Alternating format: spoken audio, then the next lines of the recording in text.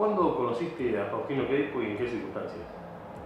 Bueno, yo lo conocía al Vasco, como le decíamos, por razones laborales. Yo trabajaba en un escritorio de Hacienda, de la cual él era cliente, y bueno, ahí fue el primer contacto que tuve con él, y de ahí empezamos, trabamos una relación, digamos, de amistad muy importante, así que poco me adoptó como compañero de sus andanzas, ¿no? en el tema que nos ocupa, la parte, digamos, que él desarrolló como hobby, que fue la arqueología histórica. ¿La primera vez que saliste con él o que te comentó que te interesaba esto?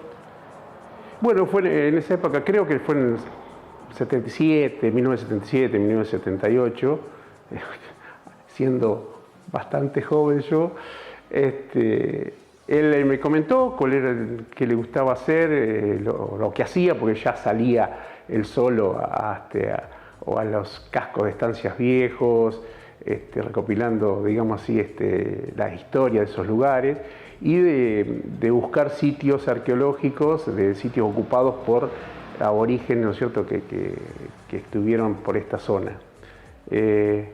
Me interesó y comencé a acompañarlo en esa época, años 77, años 78, hasta que llegó, digamos, el 1980, que muchos lo recordarán, que hubo ¿cómo es? Exacto, muy importante, de la cual se modificaron, digamos, la estratigrafía acá zonal, sobre todo los márgenes de los arroyos y de los ríos, como el río Quequén, el arroyo Pescado Castigado, que las barrancas se dieron y empezó a quedar a la vista material arqueológico, sobre todo huesos de fauna extinta de la zona, y ahí empezó, digamos así, como una movida más importante, buscando de ese tipo de restos. Él llevaba después chicos del colegio para que lo ayudaran, para que se interesaran. Claro, él tenía, si bien le gustaba coleccionar, digamos, artículos así históricos, él tenía una visión, digamos así, de docencia. A él lo que le interesaba era difundir los conocimientos que él podría ir obteniendo, y todo lo hacía con intención pedagógica. Entonces se lo hacía saber le interesaba que los chicos, sobre todo, se interesaran por ese tipo de trabajo que él hacía. Entonces, y tenía una gran atracción, o sea, él se ponía a hablar con los chicos, tenía una muy buena onda, pegaba onda enseguida, entonces era al revés. Yo recuerdo que él se pasaba muchas horas porque ya un poco se había retirado de su actividad particular, digamos, que era el productor, y entonces pasaba muchas horas en la oficina donde yo trabajaba.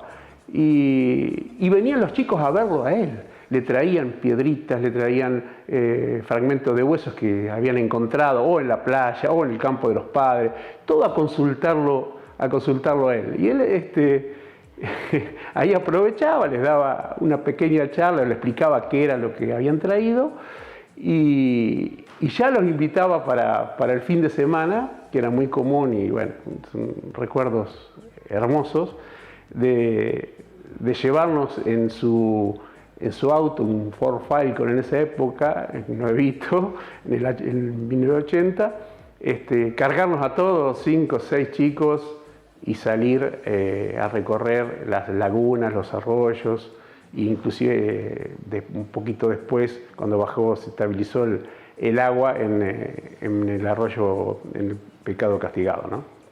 El mayor descubrimiento quizás fue ese criptodonte que hoy está en el museo, como pieza importante.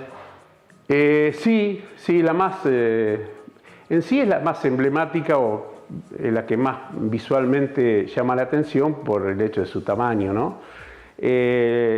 Eso fue un hallazgo en realidad del grupo formado por él, de jóvenes, que eran de edad de secundaria, en la cual un grupito de esos chicos, yo no participé esa vez, hicieron una caminata por el pescado de varios kilómetros, se tomaron, no sé si eran 2 o 3 días, no recuerdo bien, y iban anotando lo que iban viendo, los huesos esos que veían en las barrancas del arroyo.